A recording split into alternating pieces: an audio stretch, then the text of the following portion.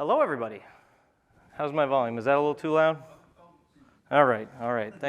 Thank you very much for joining me today. My name is Sebastian Musielak. I'm going to be talking about some security updates in the HealthShare suite.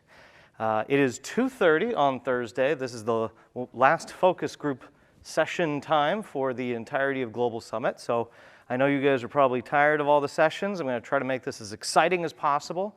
I don't have prizes or anything like that or a t-shirt cannon, but I'm going to still try to make this exciting. So today we're going to talk about, we'll do a little bit of background on HealthShare security and deployment. I'm going to talk about the legacy security model, the one that was introduced with the product in 2010-ish, and we used for a number of years. I'll talk about the new security model, the current security model. I'm going to talk about changes for existing customers. So if you are an existing customer and you are going to be moving to the current security model, some changes you might have to go through, some troubleshooting tactics, just a couple things here and there, and then looking forward to the future, what's going to happen after today, tomorrow, next year, et cetera. So the benefits you'll receive, you're going to learn about HealthShare SSO. It's awesome. It's great. It's fantastic. It's out of the box. You'll love it. You'll understand how and where to make customizations. Everyone needs to have some sorts of customizations in their products. Nothing works completely out of the box, unfortunately, so you'll need to make customizations. If you're an existing customer and you're upgrading, you'll find out how to prepare for your upgrade, and then I'll show you some troubleshooting tactics. So here's our background. So let's talk about deployment. So how is HealthShare deployed? A HealthShare federation is exactly one registry namespace. This little squirrely box, that is a namespace in Cache, Iris, et cetera, et cetera. So we have one registry namespace, the registry. Every federation is one registry, along with, optionally, one operational data store, one health insight, one patient index, one personal community namespace. Depending on the product, these may or may not be required to be on their own instance. Sometimes they, most of the time, I think all the time they are, but it depends on the product. So a federation also is either 0 or many, many edge gateway namespaces. These edge gateway namespaces can be any number of names, any number of instances, et cetera, et cetera. Optionally, none or many access gateway namespaces. And all of these namespaces, all these can be configured on one or many, many, many servers. So an example of a deployment here is a consolidated deployment. We have a big server, our big Red Hat server with a big instance, right? With a registry and some edges and access gateways, et cetera, et cetera. This is what we call a consolidated deployment. It was very popular early on in HealthShare, but it's becoming less and less attractive of an option. What's a lot more common now is a federated deployment. This federated deployment is many servers with many instances with many namespaces optionally on those instances and servers. So here we have 5 separate servers, some of them Red Hat, some of them Windows, and so 7 instances with 12 namespaces. This is a lot closer to what's in the field today. So what are the needs from a security perspective when it comes to these various kind of options for deployment?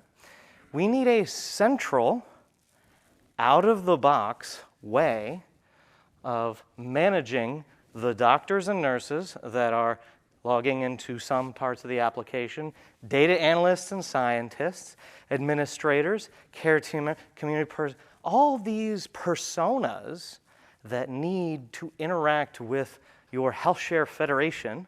How do you set these up? And it needs to be out of the box. We can't have every single deployment require the LDAP administrators to set up all these new users, et cetera. There needs to be something out of the box.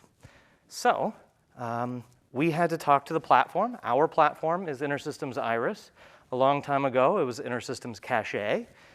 These are some of the options they have for authentication and authorization. From a third-party perspective, there's Kerberos, LDAP I mentioned, Local instance authentication is where you set up, most administrators use like _system or super user or whatever, but that's only for one instance, right? It's not for all of them. Same thing with operating system, right? So it only works for instances that are on one particular box. So what we had to do was use delegated authentication from our platform. So delegated in terms of InterSystems Iris, InterSystems Cache is custom. It's a custom authentication with regard to our platform. So what is it? It's user provisioning. HealthShare user provisioning is delegated authentication, is the user clinician registry. I say user registry for short. So the user registry is where we define the interaction of users in the system, what kinds of roles, what kinds of domains, et cetera, et cetera, et cetera. There's two types of entries in the user clinician registry. Users, of course, and organizations. Both users and organizations have contact information. So if you want to send notifications, if you want to send emails or delivery policies, et cetera, you can send those types of things to both organizations and users. But users also have optionally 0 or more than 1 login IDs. And those are effectively credentials, right? These login IDs are kind of credentials for logging into the system. Each login ID can be tied to a different facility. So a user might have 2 login IDs if they are a clinician at facility A and facility B, for example, along with separate email IDs and separate roles for those login IDs. So this user registry lives on the registry. It's a table that is on the registry namespace, and it has all this information, like I mentioned, oh no, my laser pointer's not working. The domain, the LDAP server, if there's an identity provider that you interface with, and roles and stuff like that.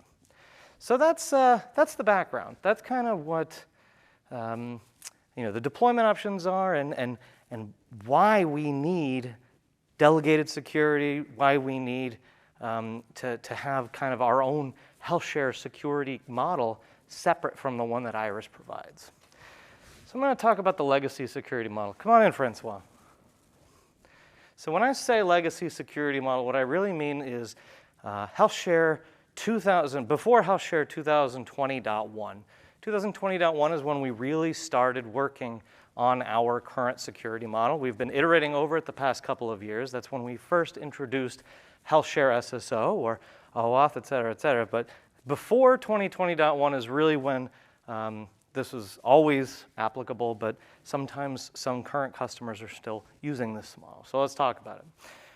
So this is the workflow for our legacy model. At a high level, clinician Sam Farrell goes to his browser and tries to get into the clinical viewer. They don't have a session, they don't have roles, they don't have anything, they're not authenticated, so they're given this login screen. So they put in their credentials, they click login, and they get a CSP session, and they get their roles, and they can get into the clinical viewer. At a high level, that's how it should be, right? Pretty simple. You don't have access to something, you're not authenticated, you put in a username and password, and you get into the system. So what does it look like kind of under the hood? So under the hood, user requests the page. The page is actually hosted or served by the clinical viewer namespace, the Access Gateway namespace. We realize that there is no authentication or authorization at this point in time. And so that instance reaches into the database for that instance and pulls up the login page, a locally served login page for that Access Gateway, and serves it up just like this.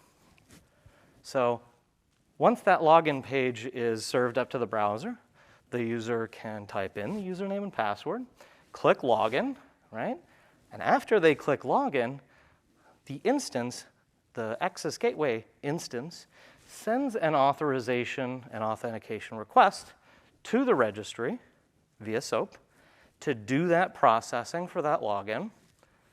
And if successful, If that set of credentials is correct, we'll get a response with authentication, who the user is, authorization, what the roles are, et cetera, back to the Access Gateway namespace, the clinical viewer namespace, and then the user is then given access to the clinical viewer.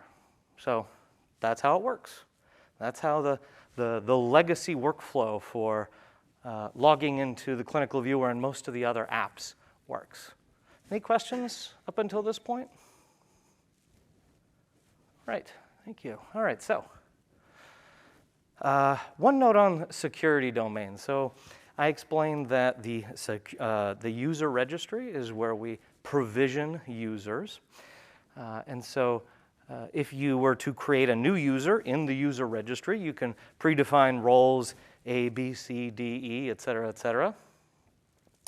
And what happens if you are in a situation that you don't want to have an admin logging into that screen and manually doing this, right? So you can create a security domain in HealthShare, and that security domain is effectively object script code that can get that gets executed to do whatever you want. So Iris has a large number of hooks to third-party applications, so you can have calls to an LDAP server. If you have an enterprise LDAP server, that's the most common use. There's other types of situations where if you write the security domain, every time Bob logs in, you can have Bob just get %all, right? It's open. You can. People don't, but you can. It's very customizable. Yep. All right. Here's my example. I probably should have landed on this page first. So the default domain here is where we have all of our roles, all of our users kind of defined in the registry database. That's the default domain. But there's custom domain 1, LDAP B, and LDAP 55, just completely random names, again, that kind of call these external systems. So this is how security domains work. All right, so just a note on security domains and users. So I mentioned a little bit earlier that user IDs have contact information, facilities and delivery policies, and optionally one or more login IDs. So anywhere between 0 and many, many login IDs. Every one of those login IDs has exactly one security domain. So as I mentioned, if I have a user, Sebastian Musielak, let's pretend I am Dr. Sebastian Musielak, and I have 2 login IDs, one at facility A, one at facility B, two login IDs. They would have to be different security domains. I cannot have one user with 2 login IDs.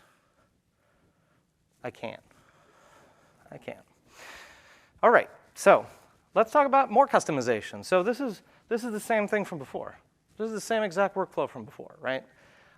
This is where Sam Farrell logs in and doesn't have authorization. We reach down to the database to serve this login page. But if we want to customize this login page, right, this is going to be where end user clinicians log into the system. We want it to be a little bit more interesting than just username and password, right? So what we can do is we can create a custom login.cls class here, like this, on that local Access Gateway namespace, and make a few configuration items, and voila, all of our customizations can show up in this little Zen page, this custom Zen page. Welcome to General Hospital, CliniView login, whatever the use case is for your hospital system. Bob's General Hospital, Steve's discount cardiac clinic, whatever the case might be, with your own legal information, et cetera, et cetera, et cetera. So this is how login screens get customized in our legacy sort of setup here. So a couple of notes that I wanted to mention about legacy login screen customization. There's a very big pro for doing this kind of customization. You can build almost any feature you like manually using object script. You have to be a developer to do this kind of customization. You have to build effectively a new class, a new CSP page, whatever the case might be. And so that's kind of part of the cons here. The changes will require a developer. Nothing is out of the box. Using this legacy sort of architecture, this legacy model, we didn't give customers forgotten password, password reset, multi-factor authentication. Nothing that we had previously was out of the box. So customers have to implement this all on their own. So now, and also, if you have more than one access gateway, you have to copy that class to all of your access gateways, because this page, this custom page, is served from the individual instance on which the clinical viewer lies. And of course, Zen is considered at this point an older web technology. I won't go into too many details about what that actually means, but it's an older technology, and there are other web technologies that are newer. So, our current security model. Before I go on, were there any questions about the legacy security model? Okay. So when I say the new security model, I'm going to say 2021.2 and newer. And you might ask yourself, I thought the legacy model was older than 2020.1. So what was between 2020.1 and 2021.2? Pardon me? That's incorrect. So between 2020 and 2021.2, we made iterative improvements to the current security model. And in this version, 21.2, I consider it to be very stable, very functional, very usable, and I think that all customers should be using it at this point. So let's talk about it. So what is the motivation, right? If it ain't broke, why refactor your security protocols? The answer is user interface. So modern user interface, which is what we've been primarily developing on, Angular, requires modern authentication and authorization. I don't know if anyone in this room has heard of FHIR, maybe. It's a pretty cool, pretty neat. So FHIR needs kind of its own separate, different authentication mechanism than what we were able to provide before. And of course, we wanted to have, at a higher level, a more consistent user experience across all of the HealthShare products, instead of having some be on custom login pages, some having this kind of a login page, some having this kind of a login page. All the users in a health system, we want them to have a consistent sort of login experience. That's our motivation. So we settled on OAuth 2 and OpenID Connect. Why? Because it has extremely wide adoption in IT. It is fully supported by our platform, InterSystems Iris.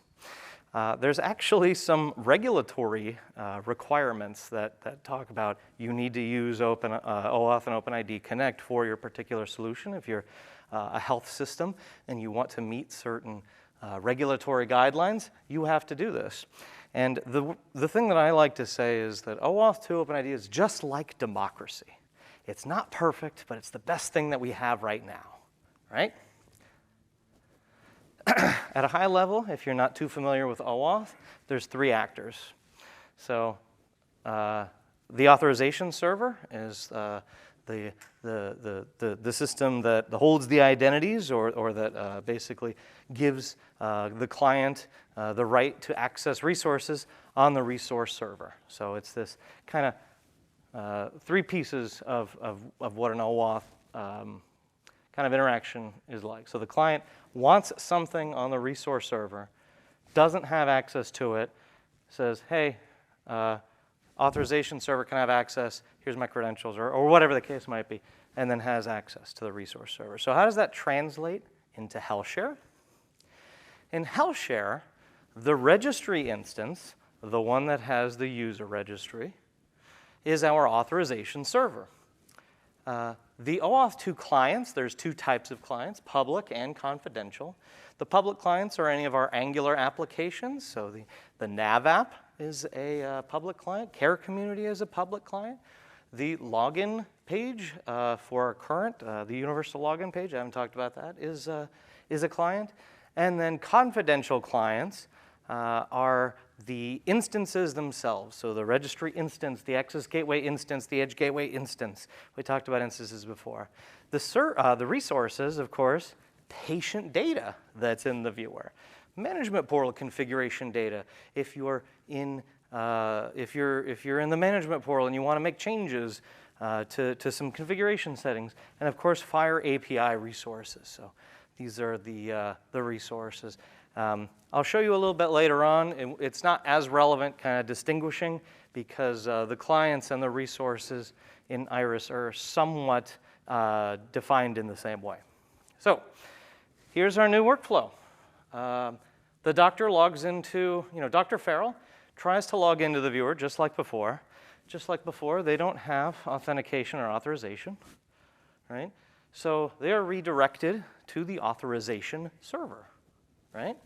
So what you see here, something a little bit different. You'll notice that what's served here initially is on the viewer, right? We go to the registry. We are redirected to the registry. It's actually the registry, the authorization server, that is serving our login page in this case. So that's just a little bit different than it was before. So instead of the access gateway namespace, the viewer namespace serving that login page, it's our authorization server. Enter the username and password, gain access, and now we get access to our viewer namespace, our access gateway, right? So let's talk about the login page. This is the thing that we've been iterating on. Our login page is what I'm going to consider our front page, right? It's the front page for all HealthShare products. Here I have the default version of our universal login page. This is built using Angular 12, last I checked, or maybe Angular 11, and we're upgrading to Angular 12. It's irrelevant. The universal login page, as I mentioned, is served by the authorization server, the registry. It's not served by any of the other instances. All of the other instances, when we're trying to authenticate, will redirect to this page served by the registry, the authorization server. So, neat stuff that we have. Multi-factor support, out of the box. Forgotten password reset, out of the box. Expired password recovery, out of the box. Localization in 8 languages, out of the box. So all of these neat features that previously users would have to create on their own using the legacy login customization page. So let's take a quick look at what a customized page might look like. Some of the neat features about this universal login application, all the text that's on this page here, all of it, or most of it, I should say. 95% of the text on this page can be changed with just your just mouse clicks and keyboards, no code whatsoever. You literally type in the changes to text content. For styling changes or formatting changes or rearranging things or adding images or other kind of styling, that's just CSS, right? You don't have to, there's no object script development. Another nice feature, this is automatically mirrored. So once you make the change on your primary mirror member, right after you failover, those changes persist in the registry database. So here's an example of what it might look like if you kind of move some of the bits and pieces around. I didn't make any changes to coloring or anything. But again, custom logo, custom login, technical assistance, things like that, legal notice. Make any changes you want. No code here. No code required for this. Just anyone could do it. Robert could do it. So, setup and configuration. You might ask yourself, I don't know how to set up OAuth. How do I do it? You don't have to. It's all done automatically for you. So anytime the authorization server starts, so the registry production starts, we automatically create, if one is not already created for us, a server configuration, an OAuth 2 server configuration.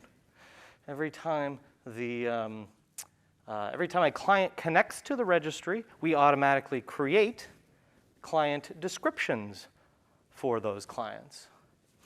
Every time an OAuth client, right, like our clinical viewer, like a care community, personal community instance, any other type of client production starts, we create a client configuration on that client and a corresponding server description, which points back at this authorization server. So each side of the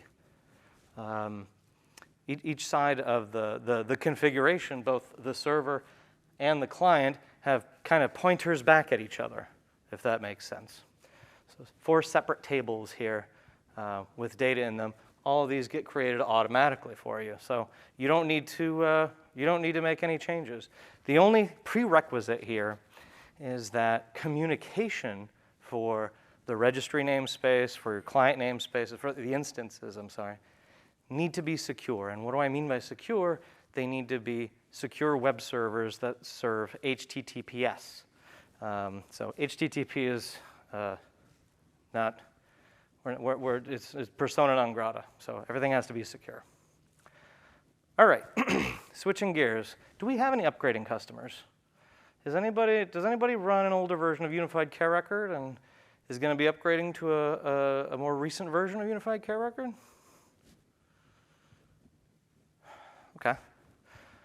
I'll kind of gloss over this a little bit. The first thing I want to mention, Prologue. So OAuth 2 and Federated SSO, or HealthShare-SSO, they're optional. So you don't have to use them, strictly speaking, for most features. For existing stable features, like the clinical viewer, interoperability productions. However, they are required for the navigation app, care community, and any other products that are using modern UI. So that's, yes? Choose instances that use it and instances that don't use it. I'll get to it. So upgrading customers, we already talked about security domains. If a customer on an older version has a security domain and you're upgrading to a new version with our current security model, you don't have to make any changes. Great. If you have an existing custom login page, you're going to have to port those changes that you performed and the functionality and the text and the layout. You're going to have to kind of port that to the new universal login application. If you have, your custom login app. So this, when you are using Federated SSO, you have to have a custom login application. You have to use the OAuth login application. I don't mean custom, but you need to use the universal login application, whether it's the default page or a customized version of it. So the good news is it all needs to be done once. So if you have 5 or 6 different instances of the Access Gateway with different versions of your custom app, you only need to port it once. So that's nice. So for new and upgrading customers, I mentioned it already, configuration is done pretty much at production start, so that's nice. Only user registry users can use HealthShare-SSO. So if you're using, if you want to use HealthShare-SSO, Federated SSO, etc., the current login, only the users that are defined in the user registry can access the resources that are in your federation. And the reason is because there is, up until this point and up until a recent point in time, Iris did not support a mechanism for logging into Angular apps easily without without a significant amount of customization. That's a new feature that's going to be coming out in the not too distant future, but for right now, for HealthShare users, if you want to use SSO, you're going to need to define those users and migrate users into the user registry. At that point, you can just turn on SSO and you should be done. So the other interesting bit, so you mentioned this, Francois, so if you don't want to use it for the entirety of your federation, you can toggle it. You can turn it off for the entire federation. If you want to turn it off for particular instances, we have object script APIs to turn it off for an individual instance. So in our federated model, we had 5 different instances with 4 namespaces, or I mean, it was 7 instances.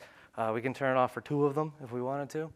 And coming in the next version, 2022.2, we're going to be able to turn it on and off for an individual web application on an instance. So if parts of the management portal we want to turn it off or turn it on, or parts one application and not the other, we can have increased granularity there. So, all right, moving on to troubleshooting. Troubleshooting, you should never have to use any of this stuff, right? You shouldn't have to use troubleshooting because we don't write bugs here. Everything's perfect.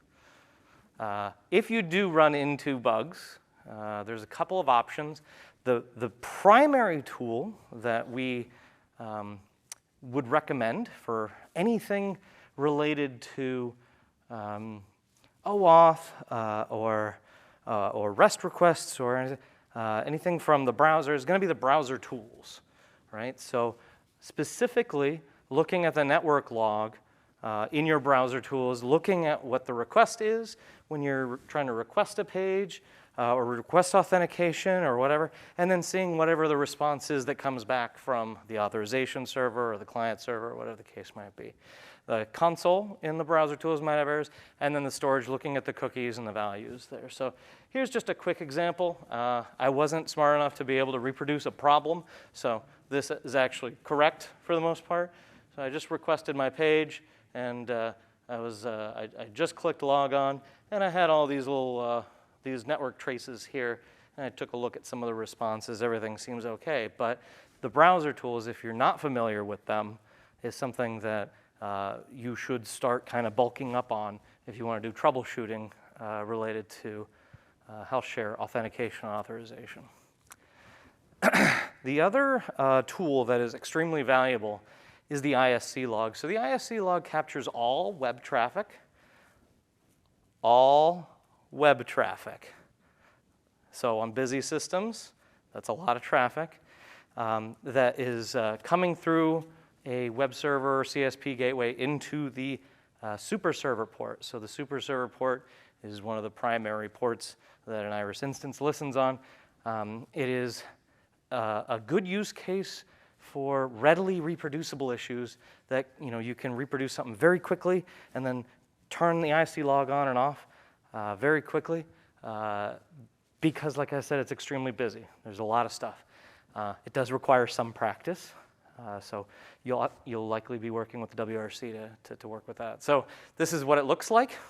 No, you can't read it because it's extremely small, and there's actually probably something like 20,000 lines here. And this is maybe 5 or 10 seconds. But it, like I said, it requires some practice. Likely you'll be working with the WRC here. Toggling SSO is a troubleshooting tactic. So if you can't log into your system, for some reason the login page doesn't load, how are you supposed to do anything in your UI? You have to log into terminal, and you can turn off SSO for the federation, or you can turn it off for the instance. And log in through the normal login page and do some debugging in that way. All right, so that's it. I didn't actually have any future slides here. I forgot to put them in. Sorry about that. The key takeaway here, security in HealthShare and InterSystems in general really is top of mind. And we're continuing to enhance the login experience for our HealthShare customers and the authorization authentication experience for our customers. We're working hard to make things easier for you, more secure, and less difficult. So the next steps, I don't think I had next steps here. You can connect with me. My name is Sebastian Musielak. I am the product owner of the HealthShare operations team. So if you just ask for Sebastian, if you just ask for the HS Ops guy or the HealthShare operations guy, that's going to be me. And that's it. Thank you very much. Any questions? Can I answer any questions for anybody? All right. Well, thank you very much for joining us. And have yourselves a wonderful Thursday and safe travels back home. This is I'll hopefully see you at the what is it, ending session? What's this? The social, yeah, the last social, and hopefully you guys enjoyed Global Summit.